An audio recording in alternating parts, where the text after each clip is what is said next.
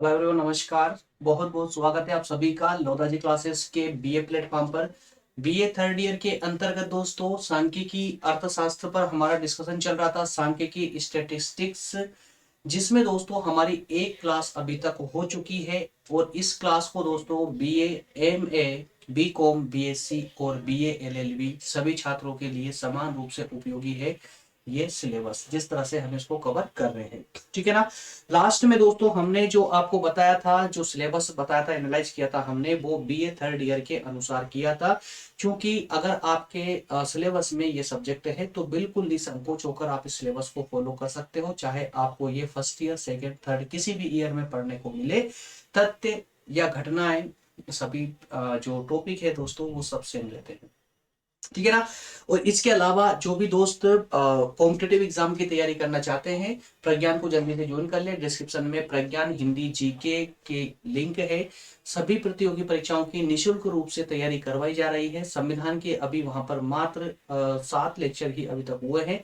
जल्दी से ज्वाइन कर ले दोस्तों। अभी संविधान की शुरुआत की गई है, बिल्कुल जीरो लेवल से स्टार्ट किया गया है। अगर आपने कभी इससे पहले कभी भी संविधान को नहीं पढ़ा है तो भी आपको पूरा कंप्लीट संविधान समझ आएगा, ठीक है। और बहुत जल्दी वहां पर दोस्तों हिस्ट्री या फिर इकोनॉमी की क्लास और आपको बहुत जल्दी देखने को मिलेगी। इस सब के अलावा क्या क्या वहां पर एक स्ट्रेटेजी क्लास है दोस्तों, वहां पर एक अलग ही फील्ड है, अलग ही मतलब थोड़ा अलग ही माहौल एनवायरमेंट वहां का अलग ही चलता है। थोड़ा ज्वाइन करें उसको, एक दो क्लास देखिए, आपको कुछ समझ आएगा, ठीक है ना। चलिए शुरुआत करते हैं दोस्तों अपने सेशन की। जैसा कि आप सभी को पता है, जो हमने सिलेबस एनालाइज किया था उसी के अनुसार अभी हम फर्स्ट यूनिट के फर्स्ट टॉपिक पर ही डिस्कशन कर रहे हैं। चलिए तो अब स्टार्ट करते हैं अपने सेशन को और देखते हैं दोस्तों हमारा चैप्टर आज का सारांश क्या है। वैसे तो हम कल के लेक्चर में ही आपको बता चुके थे कि जो नेक्स्ट लेक्चर होगा उसमें हम क्या क्या पढ़ने वाले हैं। हम आज के इस सेशन में सांख्यिकी के महत्व पर बात करेंगे और सांख्यिकी की सीमाओं की बात करेंगे, अर्थात उसकी आलोचनाओं की बात करेंगे कि जो जिस प्रकार से सांख्यिकी के द्वारा कार्य किए जाते हैं, जिस प्रकार से सांख्यिकी के द्वारा आंकड़ों के आधार पर या आंकड़ों के विश्लेषण के आधार पर तथ्यों की गणना की जाती है या उनका विश्लेषण किया जाता है, वो शुद्ध है या नहीं है, और है मतलब उसके पक्ष में बात करते हुए हम उसके महत्व पर चर्चा करेंगे और उसके विपक्ष में बात करते हुए उसकी सीमाओं पर बात करेंगे। क्लियर है ना। चलिए शुरुआत करते हैं सेशन की। शुरुआत करते हैं दोस्तों, सबसे पहले हम बात करेंगे सांख्यिकी। सांख्यिकी ये कुछ प्रश्न है टॉपिक से संबंधित, इनको जरूर देख लिया करें, एक बार पढ़ लिया करें इनको, ठीक है ना। चलिए सबसे पहले बात करेंगे सांख्यिकी के महत्व और कार्य की। इन महत्व और कार्यों को हम कुछ इस प्रकार कुछ बिंदुओं के माध्यम से समझने का प्रयास करेंगे, एक एक करके सभी को डिस्कस करेंगे दोस्तों अंदर चल के। क्योंकि यहाँ पर भी समझाएं और अंदर भी समझाएं थोड़ा टाइम डबल लगता है, इसलिए हम डायरेक्टली, है ना, डायरेक्टली मूव करते हैं अंदर ही। चलिए बिल्कुल आसान भाषा में, अच्छे से एग्जाम्पलों के साथ में, सब बिल्कुल आसान भाषा में, है ना। सांख्यिकी पढ़ रहे हैं लेकिन आपको बिल्कुल नहीं लगेगा कि हम सांख्यिकी पढ़ रहे हैं या फिर समाजशास्त्र पढ़ रहे हैं। बिल्कुल इजी लैंग्वेज के साथ में हम इसको समझने का भी प्रयास करेंगे। आइए सबसे पहले पहला जो इसका महत्व है या कहें कि कार्य है वो क्या है कि जटिल तथ्यों को सरल बनाना। देखिए दोस्तों, अगर सांख्यिकी का हम इस्तेमाल ना करें तो हमारे जो तथ्य हैं, जो कंटेंट है या हमारा जो कार्य है अनुसंधान का कहें या मतलब किसी भी रिसर्च का हम कह सकते हैं, तो किसी भी रिसर्च का अनुसंधान का जो कार्य है वो बिना तथ्यों के, बिना आंकड़ों के, बिना समंकों के उनकी गणना नहीं की जा सकती, उनका विश्लेषण हम नहीं कर पाएंगे, ठीक है। तो किसी भी रिसर्च के कार्य को आगे अगर हम बढ़ाना चाहते हैं तो भाई हमें आंकड़ों की जरूरत तो पड़ेगी ना, ठीक है ना। तो इसी परिप्रेक्ष्य में कहा गया है कि सांख्यिकी की आवश्यकता इसलिए है क्योंकि वो जो है जटिल से जटिल तथ्यों को, जटिल से जटिल घटनाओं को आंकड़ों के रूप में आपके सामने सरल बना करके प्रस्तुत करती है।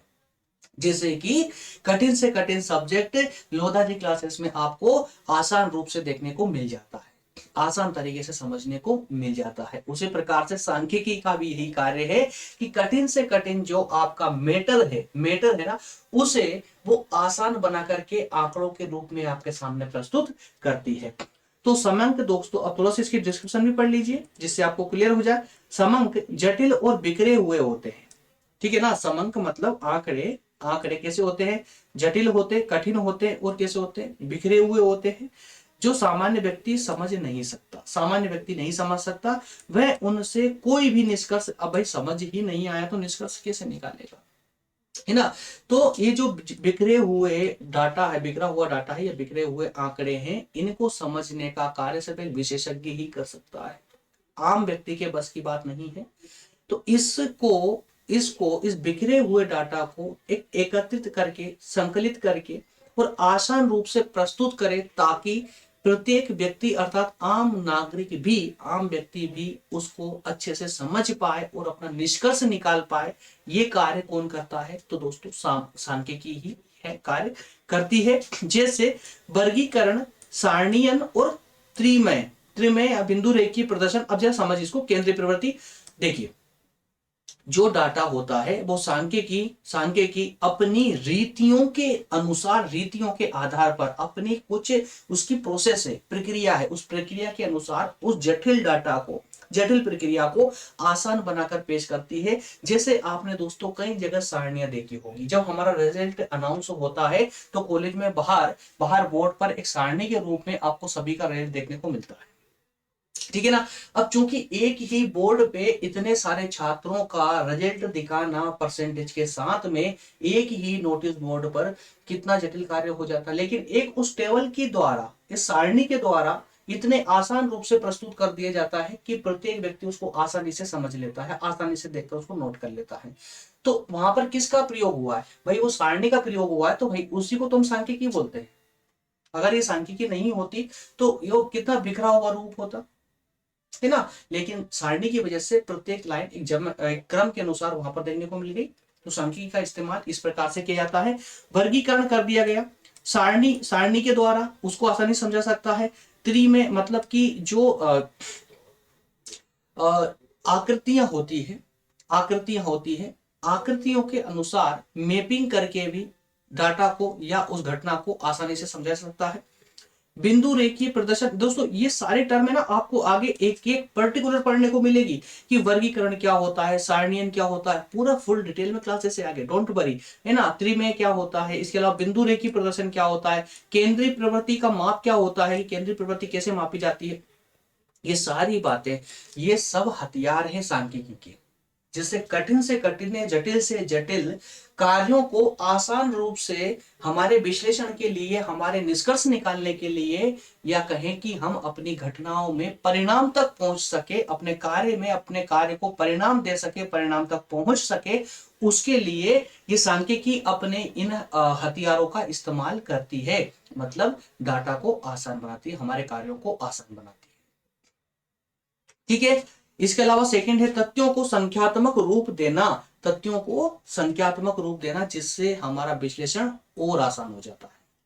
संख्यात्मक रूप देने से सांख्यिकी में तथ्यों को क्या रूप दिया था, संख्यात्मक रूप दिया जाता है, जिससे समस्या के बारे में जानकारी करना बहुत सरल हो जाता है, ठीक है ना। नेक्स्ट है तथ्यों की तुलना करना। तो सांख्यिकी का एक आवश्यक कार्य तुलनात्मक अध्ययन की सुविधा प्रदान करना है। दोस्तों ये सारी बातें इसमें से देखिए, जो बातें हम इससे पहले के सेशन में जो डिस्कस कर चुके हैं डिटेल में, उसको हम रिवाइज नहीं करेंगे, रिपीट नहीं करेंगे उसको, है ना। तो जैसे तुलनात्मक, तो ये तुलना की बात उन्होंने बहुत अच्छे से की थी, लास्ट वाले सेशन में तुलना की बात बहुत अच्छे से हो चुकी थी, तुलनात्मक हुई थी ना, कि भाई सांख्यिकी जो आपको डाटा प्रोवाइड करती है वो एक ऐसा डाटा होता है जिससे कि अलग अलग रूप से आप उसकी तुलना कर सकते हो, और तुलना के माध्यम से ही आप पता लगा सकते हो कि कौन सी समस्या बढ़ रही है या कम हो रही है। और इसी का प्रयोग करके ही दोस्तों हमारी गवर्नमेंट भी प्रत्येक अधिनियम जारी करती है, प्रत्येक कानून नियम लाती है, ठीक है, जिससे कि देश की समस्याओं को, अधिकतम समस्याओं को कम किया जा सके, मिनिमाइज किया जा सके, ठीक है। तो इसके लिए हम कह सकते हैं कि सांख्यिकी ही हमें एक ऐसी प्रक्रिया प्रदान करती है जो तथ्यों की तुलना करने में सक्षम है, और माध्य सूचकांक और गुणांक, देखिए तुलना करने के लिए माध्य सूचकांक और गुणांक का प्रयोग इसके अंतर्गत किया जाता है। इन शब्दावली देखिए, जहां पर समझने वाली चीज है मैं आपको बिल्कुल आसान भाषा में समझाते हुए चल रहा हूं, और लेकिन एक बात याद रखिए, जिन शब्दों का मैंने बोल दिया कि उसको उसी रूप में रटना है, बिल्कुल याद करना है, तो उसको उसी रूप में बिल्कुल याद कर लीजिए। जो टर्म है इकोनॉमी की, उन टर्मों को हम नहीं बदलेंगे, वो टर्म अगर हमने बदल दी तो फिर दोस्तों हमारे नंबर कट जाएंगे। ठीक है, तो समंक को हम समंक ही बोलेंगे, आंकड़े नहीं बोलेंगे दोस्तों, याद रखिएगा। समंक मतलब समंक, समंक मतलब आंकड़े होते हैं समझने के लिए आंकड़े, लेकिन समंक। ठीक है, उसी प्रकार से माध्य सूचकांक और गुणांक, माध्य सूचकांक और गुणांक ये क्या है? माध्य सूचकांक और गुणांक, इनके माध्यम से सांख्यिकी के अंतर्गत हम तुलनात्मक अध्ययन करते हैं, तुलनात्मक अध्ययन करते हैं। ठीक है ना, ये एक विशेषता भी है किसकी? सांख्यिकी की। ठीक है, अब दूसरा दोस्तों, नीति निर्धारण में सहायक। यार ये तो अभी मैं जस्ट अभी आपको बोल चुका हूं कि चाहे सरकार कोई सी भी हो, सरकार की बात नहीं करें, चलो हम किसी निजी कंपनी की बात कर ले, किसी निजी संस्थान की बात कर ले, कोई भी जब अपनी जो है अपना एक नीति बनाता है, अपने कुछ रूल्स रेगुलेशन बनाता है, तो उसे कुछ डाटा की आवश्यकता होती है। अब चूंकि डाटा किस रूप में होगा भाई, अभी अगर हम देखें कि अगर हम प्लान करें, जैसे हम अब एग्जांपल लेते हैं, अपने लिए एग्जांपल लेते हैं कि जब हमने प्रज्ञान हिंदी जीके को स्टार्ट किया, तो कब किया और क्यों किया दोस्तों? क्यों आपके द्वारा भारी मात्रा में कमेंट आई कि सर हमें जो है कि यूपीएससी की तैयारी करना है, या पीएससी की तैयारी करना है, या अन्य कॉम्पिटिटिव प्रतियोगी परीक्षाओं की तैयारी करना है।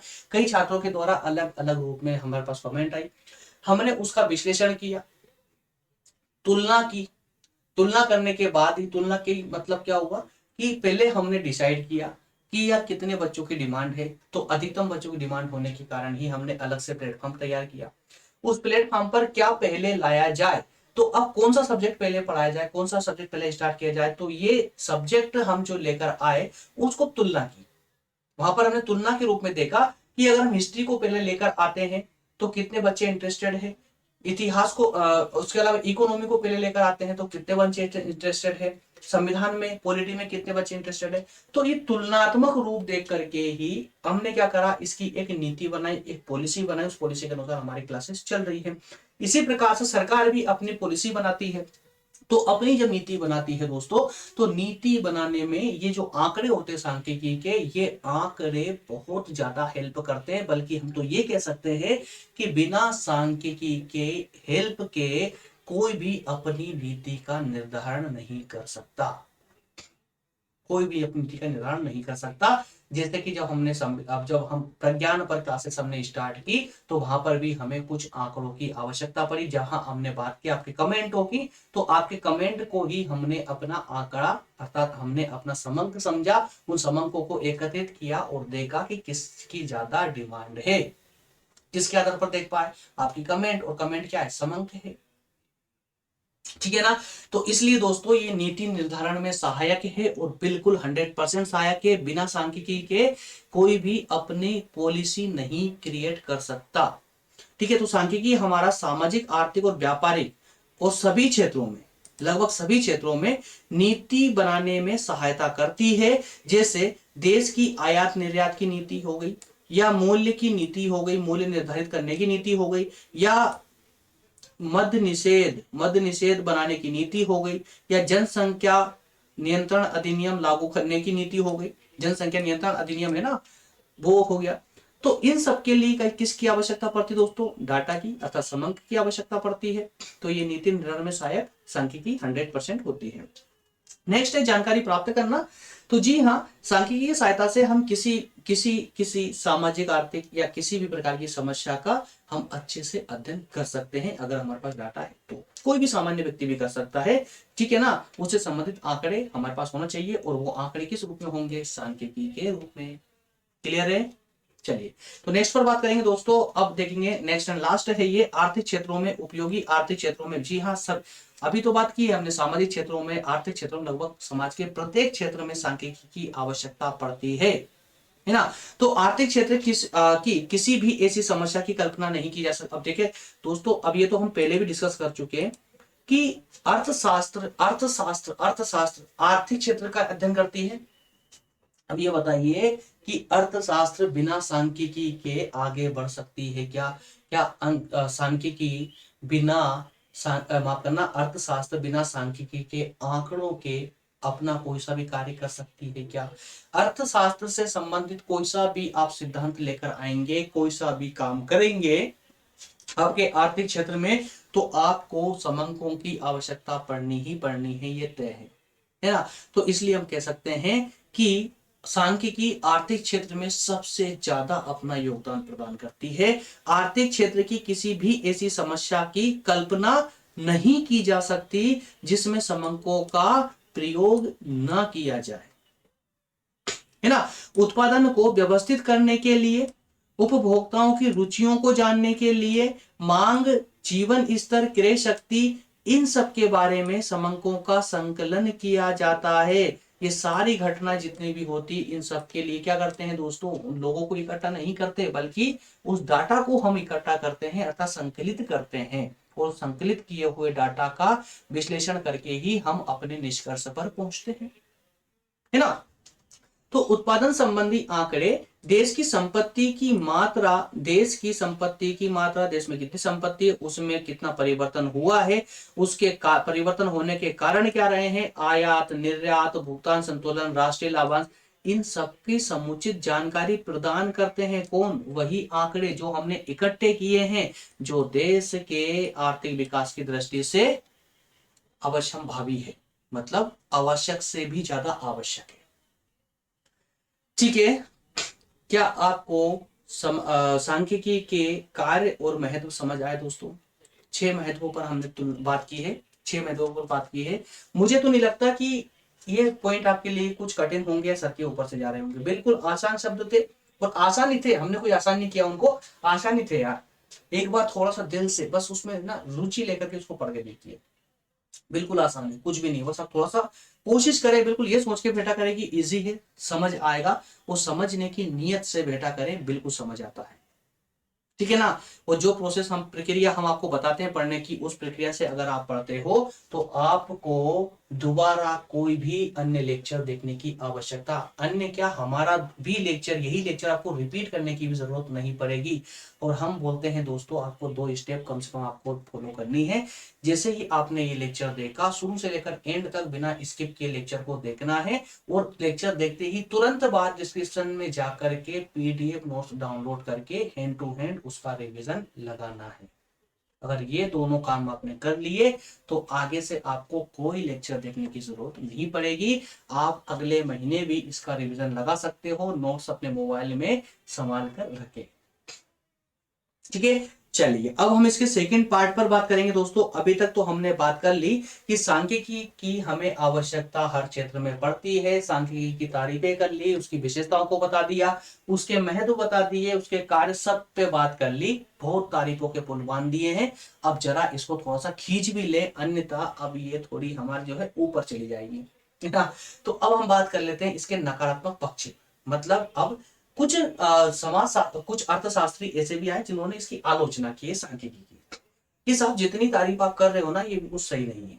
इतनी तारीफ ठीक है, मदद करती है, परंतु इतनी भी नहीं जितनी आप तारीफ कर रहे हैं, तो थोड़ा सा कंट्रोल कीजिए अपनी तारीफ को।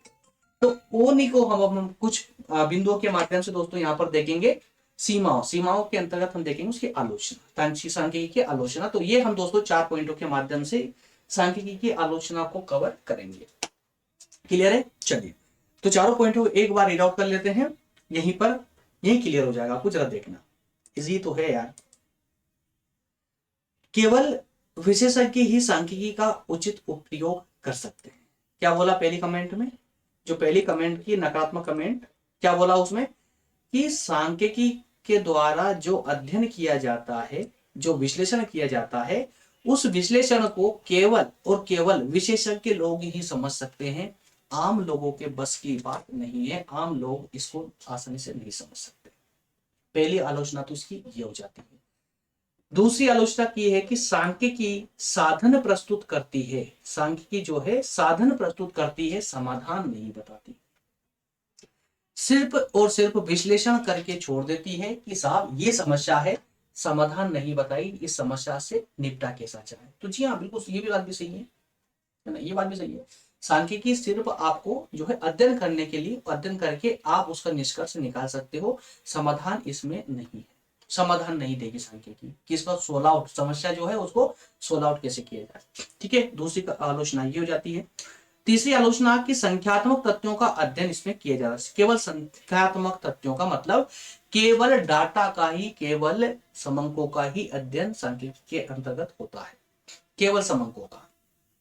ठीक है, लास्ट है केवल समूह का अध्ययन करती है, केवल समूह का अध्ययन करती है, व्यक्तिगत इकाइयों का नहीं। जैसे मैं हमने लास्ट सेशन में आपसे डिस्कस किया था कि कोई अगर एक घटना होती, कहीं पर एक एक्सीडेंट हो जाता है, कहीं पर कोई एक मृत्यु हो जाती है, या पर कहीं पर कोई एक देश में कोई एक व्यक्ति भ्रष्टाचार करता है, या कोई बैंक लूट कर भाग जाता है, या कोई ऐसा मतलब कोई सी भी घटना मान लीजिए एक अकेली घटना हुई है, तो उसको हम सांख्यिकी नहीं बोलेंगे, बल्कि सांख्यिकी कब कहलाएगी, जब वो समूह में घटित हो, वो घटना समूह में घटित हो, अधिकतम घटित हो, जिससे कि एक पूरा उसका डाटा संकलित हो सके, है ना। चलिए एक एक करके इनको जरा एक एक करके थोड़ा सा हम स्पीड से समझ लेते हैं, छोटे से हैं, ज्यादा लेंदी नहीं है।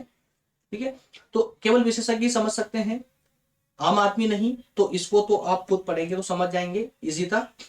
सांख्यिकी साधन प्रस्तुत करती है, समाधान नहीं। जी हाँ, अब इसमें भी क्या है यार दोस्तों कि बावले साहब की जब परिभाषा हमने फर्स्ट लेक्चर सेकंड लेक्चर में माफ करना पड़ी थी, बावले साहब की परिभाषा देखी थी, उसमें देखा था कि सांख्यिकी का जो कार्य है केवल तथ्यों को संकलित करना है, केवल डाटा इकट्ठा करना काम है उसका। ये काम नहीं है कि भाई जो समस्या आपकी आई, जैसे कि अपराध कहीं पर हुआ है कि हमने इसका विश्लेषण कर लिया कि मध्य प्रदेश, उत्तर प्रदेश, राजस्थान, बिहार, इनके बीच का सबका डाटा इकट्ठा किया और देखा कि अपराध किस राज्य में ज्यादा हो रहे हैं, ये हम पता लगा सकते हैं कि अपराध फलाने राज्य में ज्यादा हो रहा है।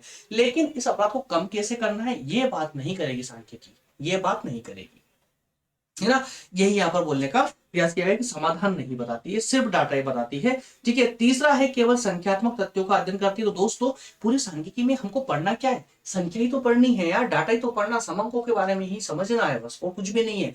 तो ये एक इसकी आलोचना है, इसकी एक कमी है, सीमा है कि सांख्यिकी में सिर्फ संख्या के डाटा का ही विश्लेषण किया जाता है। तो सांख्यिकी की सबसे बड़ी सीमा यही है कि केवल इस उन्हीं समस्याओं का अध्ययन किया जा सकता है जिन्हें संख्या के रूप में प्रकट किया जा सके, संख्या के रूप में प्रकट किया जा सके। जैसे आयु, आय, ऊंचाई, जनसंख्या, उत्पादन, मूल्य, मजदूरी, ये सब संख्या के रूप में प्रकट कर सकते हैं, संख्या के रूप में बता सकते हैं, इसलिए सिर्फ इसका अध्ययन किया जा सकता है, अन्य का नहीं, जिसको हम संख्या के रूप में नहीं बता सके। ठीक है, नेक्स्ट एंड लास्ट है केवल समूह का अध्ययन करती है, व्यक्तिगत का नहीं, सिंगल का नहीं, है ना। तो सिंगल देखिए ये भी बहुत अच्छे से समझ ही चुके हैं पहले ही, सांख्यिकी के अंतर्गत केवल सामूहिक विशेषताओं का अध्ययन होता है, विवेचन किया जाता है, व्यक्तिगत इकाइयों का इसमें अध्ययन संभव नहीं है, व्यक्तिगत इकाइयों की बात सांख्यिकी नहीं करती है, इसके अंदर इसका अध्ययन नहीं किया जा सकता। क्लियर है, छोटा सेशन था, ज्यादा लेंदी नहीं था दोस्तों। तो ये जो हमने पॉइंट आपको डिस्कस कराए हैं कार्य, महत्व और इसके बाद में सीमाओं वाले में जो हमने 5-5, 6 पॉइंट आपको डिस्कस करवाए हैं दोस्तों, बस इसमें आपका जो है सिलेबस कंप्लीट हो जाएगा। तो दोस्तों ये फर्स्ट टॉपिक हमारा कंप्लीट होता है, फर्स्ट यूनिट का फर्स्ट टॉपिक कंप्लीट होता है। नेक्स्ट क्लास में हम सेकेंड टॉपिक पर बात करेंगे।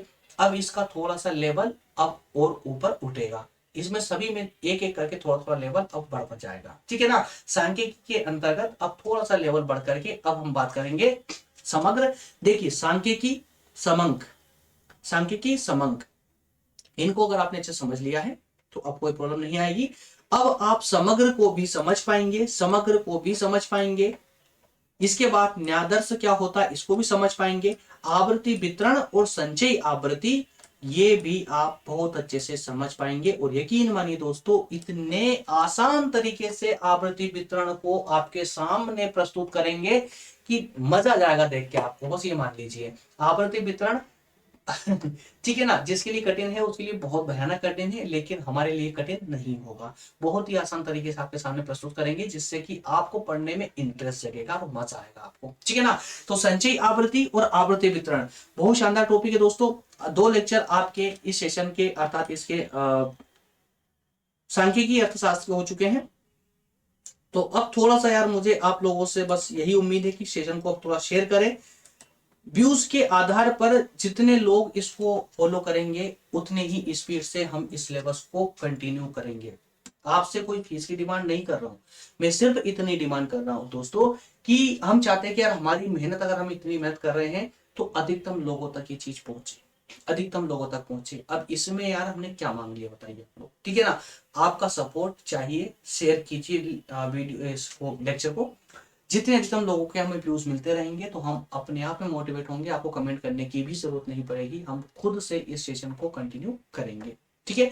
अभी बीच बीच में एक दो दिन का गैप हो सकता है लेक्चर लाने में, लेकिन अगर मैक्सिमम लोगों की प्रेजेंट इस पे बनी रहती है तो हम 100% दोस्तों कंटिन्यू पर डे लेक्चर आपको इस सिलेबस पर, सब्जेक्ट पर देंगे। चलिए मिलेंगे नेक्स्ट सेशन में दोस्तों, मिलेंगे नेक्स्ट सेशन में। तब तक आप सभी का धन्यवाद, तब तक आप सभी का बहुत बहुत धन्यवाद। और शेयर जरूर करते रहें अपने सभी दोस्तों के साथ में, और शेयर करने के साथ ही उनको मैसेज, जिसके द्वारा से अगर व्हाट्सएप पे शेयर कर रहे हो आप तो कृपया करके वीडियो लिंक दे करके उसको क्लियर लिख भी कर भी भेजे कि कम से कम 5-10 मिनट उसको देखिए, समझिए, अगर समझ आए, आपको पसंद आए तो ही आगे देखना, नहीं तो मत देखना, परंतु उसको बोलना जरूर है दोस्तों, ताकि वो सेशन को देखे, एक बार समझे, है ना। डायरेक्टली शेयर कर देते हैं हम बिना बोले तो भी कुछ लोग होते हैं जो उसको इग्नोर कर देते हैं, तो इग्नोर ना करें, हम ऐसी जगह शेयर करें जहां पर हमारी आपकी मेहनत भी बेकार ना जाए, ठीक है। चलिए मिलेंगे दोस्तों नेक्स्ट सेशन में, तब तक आप सभी का धन्यवाद, थैंक यू।